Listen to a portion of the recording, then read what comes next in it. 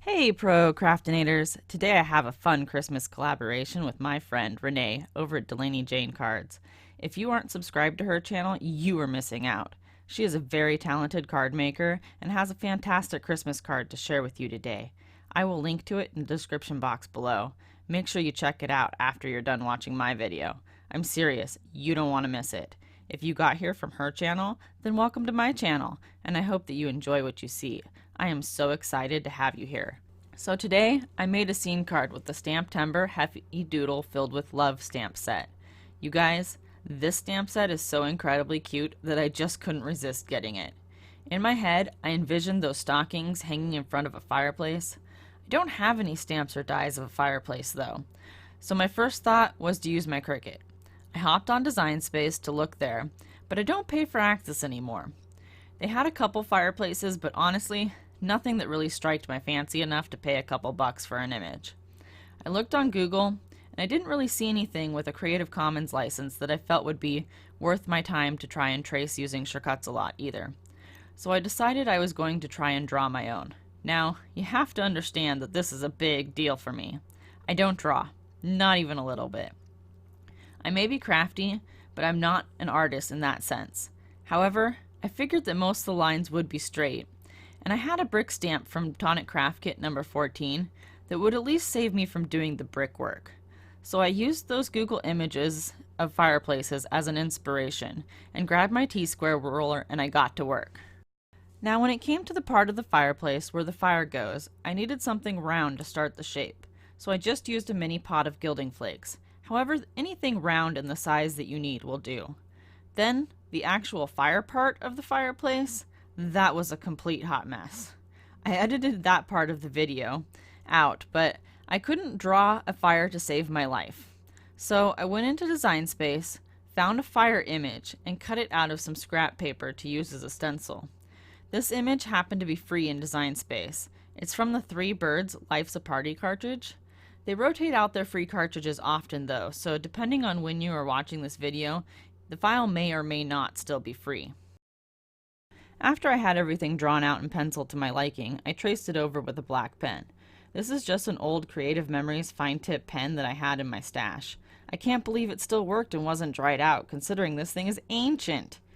Any pen that will work with the medium that you plan to color with is fine. I had originally planned on coloring this with alcohol markers, but something happened that caused me to change my direction. I had tested alcohol markers with this pen and it didn't smear or bleed, so I was set to go. And right there is what caused me to change my plan. I couldn't see through the metal ruler and I got careless with tracing my lines. I put pen where I had erased a line, but obviously didn't erase it well enough. I decided I was too far in to start over now. No way was I drawing this thing over again. So once I was done tracing everything else with the pen, I used my sand eraser to get as much of the pen mark off as I could. Most of it came off, surprisingly. However, there was one dot at the top of my mark where my pen had first hit the paper that was still pretty noticeable. Plus, my paper was a bit marred up from so much sanding. So I decided to change gears, and instead of using alcohol markers, which we all know are transparent, I decided to ink blend oxides over my mistake. Oxides have that pigment property in them, making them opaque, which lend themselves better to hiding boo-boos like mine. Sometimes, as a crafter, you gotta roll with the mistakes and get creative, unless you enjoy throwing away cards in the trash and starting over, which I do not. Not to say that that never happens, because that would be a lie, but I do try to avoid it if I can. Because I decided to do ink blending instead of alcohol marker coloring, this card kind of became a masking nightmare. But that's okay, I rolled with it. I started by masking off the fireplace and ink blending the walls of my scene. I used 2-inch strips of post-it note tape to mask off the main portions of the fireplace, as well as the back of my card. And then I cut up post-it note tape to mask off the mantle and the hearth of the fireplace. I ink blended the walls in old paper Distress Oxide, and then I decided I wanted a subtle pattern to simulate wallpaper. So I got out my Tim Holtz polka dot stencil and ink blended Antique Linen Distress Oxide through it. Since the stencil is not as big as my card front, I had to move and line it up a couple times to fill the whole card front with it. Once I was done, I carefully removed the masks. I thought the old paper and the subtle polka dots and the antique linen looked like antique wallpaper that you might see at Grandma's house. It was kind of comforting. Next, I needed to mask off the walls and work on the fireplace. Since this was a custom drawn image, I needed a custom mask. So I cut out a piece of Avery removable label that was slightly larger than my card base. Then I got out my Cricut Bright Pad. I placed the card base on the Bright Pad and the label paper over the card base. I left the backing sheet on the label paper for this step. I traced the fireplace onto the label paper, and I carefully cut out the center of the fireplace, leaving me with the negative to mask off my walls. I saved the domed part of the fireplace where the fire goes inside, so I could mask off that portion as well.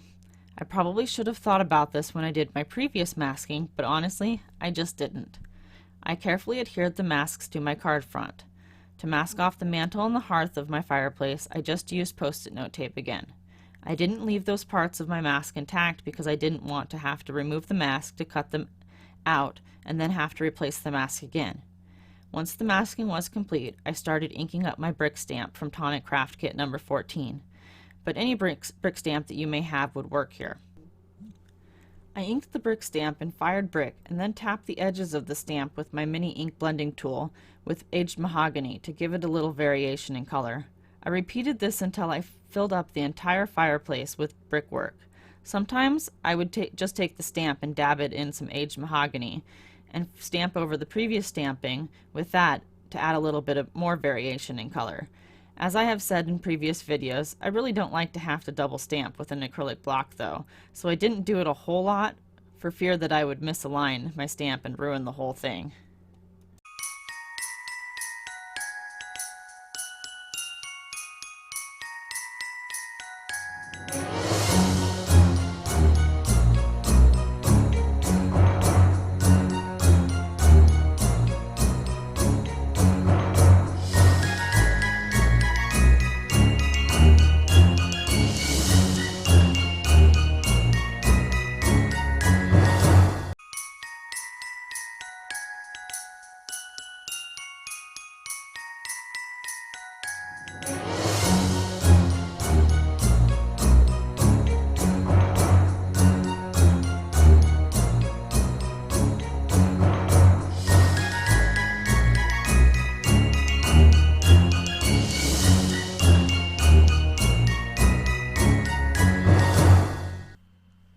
Once done with the brickwork, I removed the center domed mask and traced it onto some more of that Avery removable paper.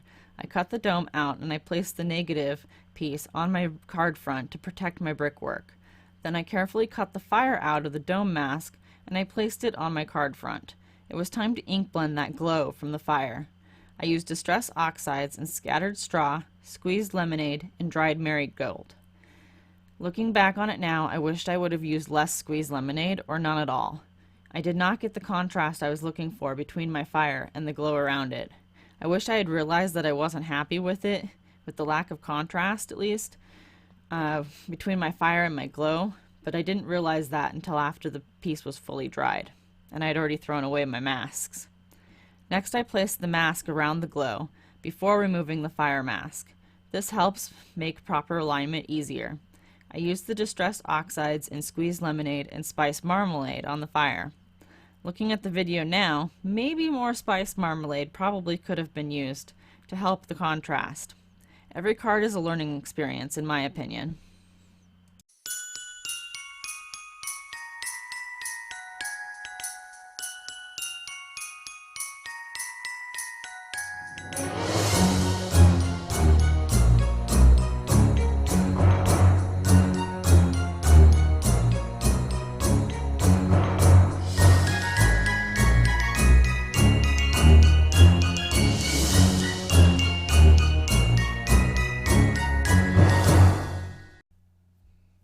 After I was done ink blending the fire, it was time to ink blend the wood parts of my fireplace.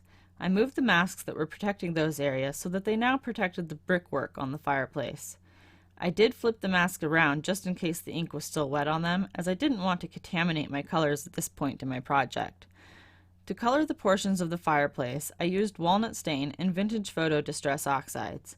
I did not worry myself with getting a perfect blend here. The wood is not perfect, so I didn't want it to be perfect. I wanted variations of color. I started off with vintage photo and I laid down most of my color with that. Then I went in with walnut stain and added a bit of variation here and there. Once done with that, I could remove the masks and reveal the majority of my scene for this card.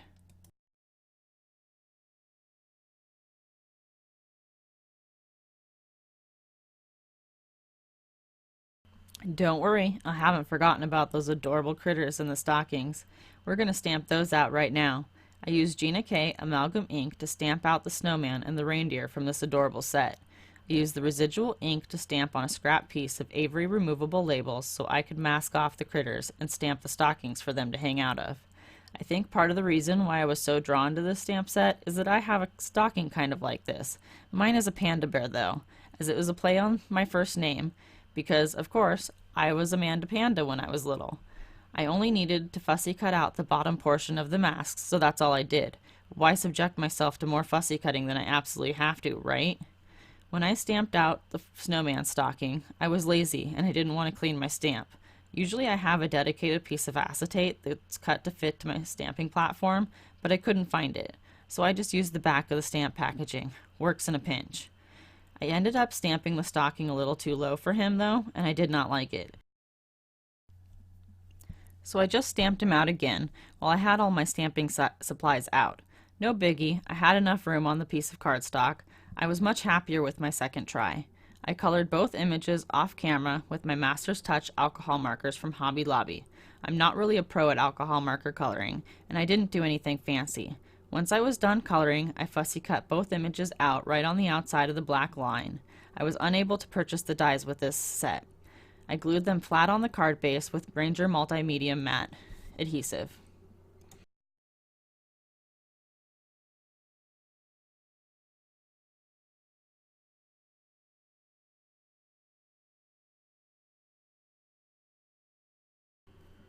To finish off the card, I stamped the sentiment, "May all your stockings be filled with love this Christmas," from the same stamp set. I love this sentiment. I think it's adorable and certainly a unique Christmas sentiment to add to my collection. I hope you enjoyed this Christmas video, and don't forget to check out Renee's video over at Delaney Jane Cards.